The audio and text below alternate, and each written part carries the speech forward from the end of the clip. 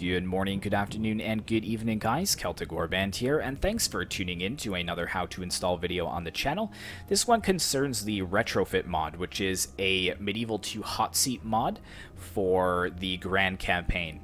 For those of you guys that do have the Kingdoms DLC, and the Kingdoms DLC is required for this mod to work, you will notice in those DLCs that the Hotseat campaign is available right away. So if I go into Medieval 2 here, you're seeing that the Hotseat campaign is missing in vanilla Medieval 2. That's because it never was integrated into the base game, but it is integrated into the Kingdoms DLC. And what the Retrofit mod does is it takes that Hotseat campaign and then integrates it into vanilla Medieval 2. So then there will be a third bar that pops up saying Hotseat campaign here. So it's very, very fun. I am hosting one right now, and that's why I'm kind of putting this together. It's for you guys who would like to set up a Hotseat campaign on your own, but also for my players, because they will need to install this Retrofit mod and some other settings as well for it to be compatible for play. So if we go back here, the first thing we need to do is check our versions. So in the Options tab over here, the versions that are acceptable for Steam users, version 1.52, means that you do have the Kingdoms DLC, so you should have this version. That is acceptable for the Retrofit mod. And for non-Steam users, version 1.05 is also acceptable because it means you do have the Kingdoms DLC as well. If you don't have the Kingdoms DLC and you're a non-Steam user, it'll say 1.03. And I believe if you're a Steam user and you don't have it, it'll be 1.50. So make sure 1.52 or 1.05 is the version at the top, or, you know, a lot of people know that they would have the Kingdoms DLC or not. If you don't have it, I think on Steam right now it's like $12.99. It's quite cheap, so it's not really a big investment, but it is 100% required for this mod to work. And basically the campaign that I'm talking about is this Grand Campaign here. So there's 17 factions, but there's only 5 that start as playable. However, I will show you how to edit the file so that you can have all 17 factions available right away. One thing I will mention, though, is that there are 3 non-playable factions, well, 4. The Rebels, Papal States, Mongols, and Timurids. However, I've heard in Hotseat campaigns they can cause some difficulties, and it's just best if you don't activate them. The Mongols and Timurids don't even start, don't even enter the campaign until much further on. And the Papal States affects all of the Catholic regions in the area because the papal election will no longer be valid. So it just kind of affects the gameplay a little bit. So for stability sense, especially since this can be a very long campaign, I would leave the Mongols, Timurids, Rebels, and Papal States off that list. But I will show you how to get all of the rest upcoming in the video. So I'm going to split the video into 2 parts. The first one's going to be how to install the Retrofit mod and how to alter the files to get all 17 factions playable. And then the second half is just going to be a short walkthrough on how the Hotseat campaign actually plays out, and how to find your files to send to the next person. Because this game is quite old, so you actually have to go into the saves file, find the Hotseat save, and then either email it to the next player so that he can open it and play, or drop it into a Discord, which is what we're going to be doing for my campaign. So that is it for the little introduction there. Hopefully it wasn't too long-winded and you understood everything. But if you didn't, none of this is really important, except you must have the Kingdoms DLC. Other than that, let's go ahead and get started. So the first thing we have to do is actually install the mod. And it's quite simple to install, and it's a very small file too, so it shouldn't really take that long to download. But basically, since it's called the Retrofit mod, we just have to type Retrofit mod Medieval 2, and you can see I've already searched it here. So once you type in Retrofit mod for Medieval 2, the first one that pops up is a link to a TW Center, the TotalWarCenter.net. So go ahead and click on that. And Total War Center is a good secondary option for those of you guys that don't like to use ModDB for whatever reason, or maybe you're trying to find a mod and you can't really find it on ModDB. Come to the Total War Center because they do have quite a few download links for mods as well. But the file size is only 10.63 megabytes. Naturally, once we unpack it or do the install, it will get a little bit bigger than that. But it's just confirm this file size, because once you download it, you need to make sure that this is roughly the same size. If it's any smaller, then you could have had an internet interruption during the download and you're missing some of the files. So no sense in continuing with the installation at that point. You might as well just delete it and restart the download. But right over here in the right-hand corner, we've got a little download tab. So you just have to click download, and then it should pop up in the bottom right-hand corner, or sorry, bottom left-hand corner for those of you guys that use Chrome. I think in Internet Explorer, it also comes on the bottom, but it'll ask you if you want to run it or save it, and you just have to say save it. But I've already got it downloaded, so I won't need to do that. I'm going to go over into my downloads, which is my downloads folder over here. For those of you guys that have Windows 7, I think it starts kind of looking something like this, and you'll find the downloads folder there. But here's the Retrofit mod 1.0, and if you click on it, you can see 10.4, so it's almost exactly the same amount, which is all right.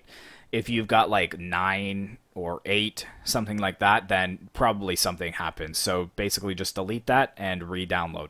But you just have to double click on it, and it'll probably bring up an access control thing saying, hey, is this safe? You just have to hit yes. And this won't come up for you guys probably, because I've already installed it to confirm that it works. But this won't come up for you guys. But for the sake of the installation video, I'll run back through the installation setup. So here is the wizard here, so we just have to hit next. Here is some of the terms and conditions. And then you basically just have to hit next here as well. Make sure it's the full installation. I don't recommend doing a compact or a custom installation. And here's basically the size of the file. So it's not too big. It's less than half a gigabyte. And then it automatically detects where your Medieval 2 folder is, which is excellent. You can see mine is saved on my G drive because it's a lot bigger than my main drive. But for those of you guys that have Medieval 2 installed on your main drive, it's probably going to say C. For Steam users, it'll be like Steam, Steam Apps, Common Medieval 2, Total War Mods. But I really like that it just automatically picks the correct one, which is very nice. Full installation, so we just have to click install. And like I said, this really doesn't take too long at all.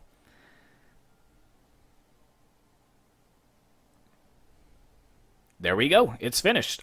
So I don't really want any of these launched right now because I still want to talk about a couple of things about the mod. So just go ahead and click finish, and then we are done.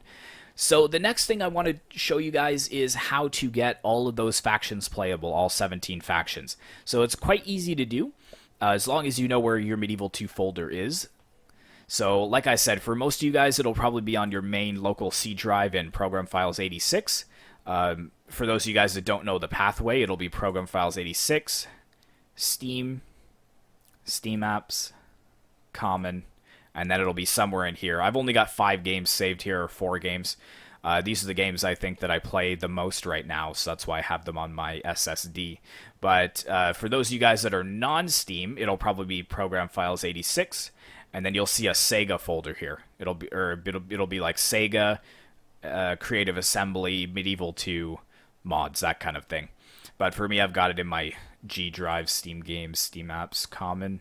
So I've got, yeah, so you can see I've got a lot more of my games on my G drive. But here is Medieval 2 Total War. And then we're going to go to the mods folder.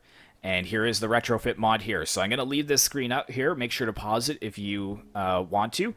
But just check and make sure that everything is here. You probably won't have this little logo here. This is just my editing software. It's detected that this file is a Wondershare file for some reason. But just make sure that the actual files are there the way you see it, which is good.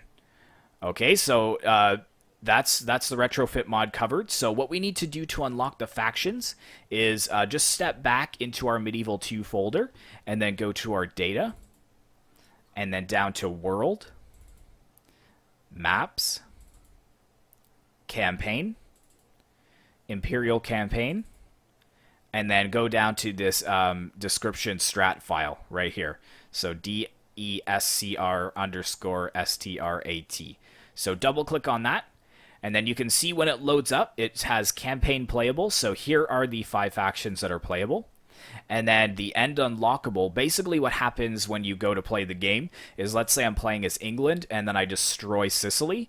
Then if I quit out and then go back to the Grand Campaign, Sicily will now be a playable faction. So it's basically set up that once you destroy them, you can play them. But who likes to spend all of that time doing it? Back when I didn't know any of this stuff and it first came out in like 2001 or 2004, I can't remember exactly when it came out. We didn't know any of this stuff, so I actually did have to play the entire campaign to get it. But now it's just a quick cut, move it up right under Venice, and click paste. Just tab that over to make sure that it's all nicely in a line. And there you go. So now you'll have all of the factions playable, all 17. And then these are the ones that I was talking about that are non-playable. You can move these over into the playable side for a single campaign, but I just wouldn't recommend it if you're going to be playing a Hotseat campaign. And you can kind of alter things here. You can alter the start date and end date. The time scale you can alter as well. There's a bunch of different things you can do. Don't play around with it too much. If you do kind of want to play around with it, I suggest that you save a backup file of this first in case you screw something up. But yeah, so now we've got all 17, so we just have to hit X here and hit save. And then that is finished. So that covers that aspect of it. The only thing now that's different for those of you guys that want to play the Hotseat campaign is when you go into play the campaign, you no longer will launch it through Medieval 2. You have to actually launch it through the Retrofit mod. So if you double click on the Retrofit mod, this Medieval 2 Retrofit bat file is the launch file. So you would double click this to go into the campaign. And that brings us to the next part of the video. Alright guys, so now I've loaded into Medieval 2 Total War, but this is through the Retrofit mod. And one thing I will quickly note to you guys in regards to the unlocking all of the factions, I did do it in the standard Medieval 2 Total War folder, but for those of you guys that are playing the Retrofit mod, you will need to go to the Retrofit mod folder, go to that data folder, find the description strat, and then carry all of the factions over, because they're two separate mods. So when I loaded in the first time and looked, it was still just the regular 5 factions that were there. So you basically just have to do the step twice. Once for the regular Medieval 2, if you're just playing regular vanilla Medieval 2, and then once for the Retrofit mod as well. It's two separate description strat folders, or files. So, but now that we go into the single player and grand campaign, and there we have it. So we've got all of these factions playable. England, France, Holy Roman Empire, Spain, Venice, Sicily, Milan, Scotland, Byzantine Empire, Russia, Moors, Turks, Egypt, Denmark, Portugal, Poland, and Hungary. And you can see the lit up parts on the map there where they have their starting positions and such. But this game has been out forever. You probably know all that anyways. But what we care about is in here, the multiplayer. And there we go. We've got a Hotseat campaign ready to go. So we can go ahead and click Hotseat campaign. And here are the 17 factions. And you can see that England is glowing. So for those of you guys that are setting up a Hotseat campaign, if you click on one, the ones that are glowing are playable factions. So let's say you want all these factions here, but you're like, you know what, I only have 6 players. And here's the 6 players that I want as human players. These will be the ones that will be loaded up in the Hotseat campaign for human use. So basically, if I deselect all of these for you, because we're going to go through and show you. So let's say that only England is going to be a human player, and let's say Spain as well. But these two I want to be AI. What it's going to do is it's going to load in to my first turn as England, and I can play. Once I hit end turn, it's going to skip over these two because the AI has control, and then it'll load up the screen for the Spanish player to go next. Alright, so we'll just have those two ready to go. And they've got some good features down here. Now, for my campaign, it's going to be auto-resolve battles. We had a vote. And we're going to use passwords as well, so that way no one can log into the next person's turn and have like a cheeky little look around to see what's going on. Managing all cities, show CPU moves, and then this disable console basically just makes sure that nobody is going to be able to cheat to get extra money and such. So let's go ahead and load up this campaign, and I'll show you guys what it looks like. Alright, so now the hot seat has begun. You can see that it's telling new player turn England. So if I'm playing as England, this would be how my campaign would start. And on the very first turn, it's going to ask you to enter a password. So I'm just going to type test, just for video purposes here, and then click start the turn. And then make sure you remember that password, because every time it comes back to your turn again, it's going to ask you for that password so you can continue on. But here's the hot seat campaign. You basically just have to play it like any other campaign. And France is AI as well as the Holy Roman Empire, but the Spanish down here are controlled by a human player. So I'm just going to go ahead and hit end turn. And you can see that it skipped right past France and the Holy Roman Empire's turn because they were the AI, so they've just done their own thing. Now, this is the part where you need to save your game. So if you hit escape, you still have the ability to save your game. So I'm just going to save it as Spain turn 1. And I think that is the best way to do it because it's telling you whose turn it is and what turn it is. So that way the Spanish player is like, still waiting for my turn 1, then the file is dropped, and oh yeah, I just have to grab that. So just save your game here, and then you just have to quit out, and then send it to the Spanish player. So I'm just going to go through real quick. I'll say this as test as well. And then end. And then it's going to go through all of the AI turns. So you can see Holy Roman Empire, France were in the AI turns as well.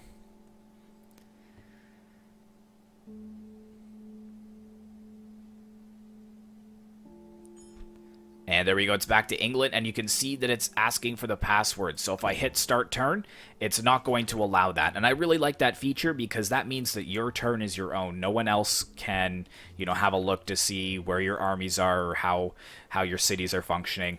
So I just have to type in my password. And there we go. I have loaded up. So that is everything. So the last thing I'm going to do is exit out of here and show you where the save file is so that you can send it on to the next person. Alright, so the last thing we have to do in the hot seat campaign is send the file to the next player. So it's very easy to find. Basically, we just have to go back to where the retrofit mod was. So you guys will know your own pathways to get there. Mods. So in the retrofit mod, you've got a little saves folder here. So just double click on saves. And there is the Spain turn 1 file, as you can see. So basically all you have to do is copy this and paste it in an email and send it off to the Spanish player, or drop it into a Discord. Like I said, just make a separate channel for all the hot seat, for all of the hot seat files to go in. And then the Spanish player can just go right into the Discord and pull it out and put it into his retrofit saves, and then it should load up right at his turn. So that is everything, guys. I hope you really did enjoy this video. Be sure to like, comment, and subscribe if you'd like to see more content like this in the future, and I will see you in the next one.